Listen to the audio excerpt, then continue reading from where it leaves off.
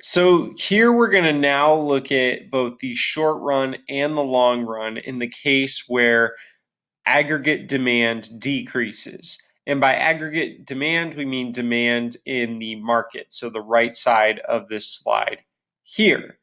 Now, originally, there's a long run supply curve that's horizontal, and it corresponds with the short run supply curve here. And this original demand D1 means that the original equilibrium is going to be at point A with a quantity of Q1 and a price of P1.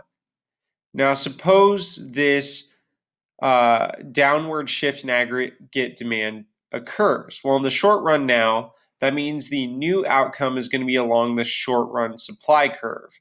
That is at point B, where the new demand curve intersects with the short run supply curve. And that means quantity has decreased as well as the price. And we're going to say price decreases to P2, even though it's not quite labeled on here.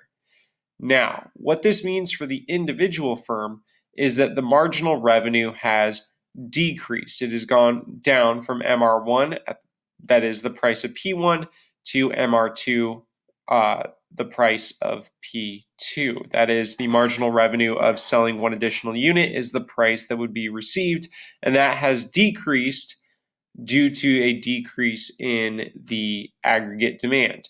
Now, the result is that the quantity a firm produces each individual firm produces decreases, and the firms start to take a loss because the price they are receiving is below the average total cost curve. As you can see here, the new price P2 is below, at the particular quantity produced, is below the average total cost curve.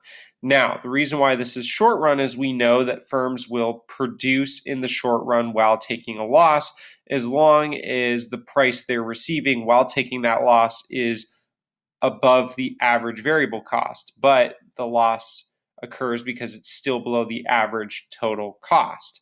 And so with that, we now have the short run consequences for if there was a decrease in aggregate demand. And on the next slide, we'll talk about the long run consequences.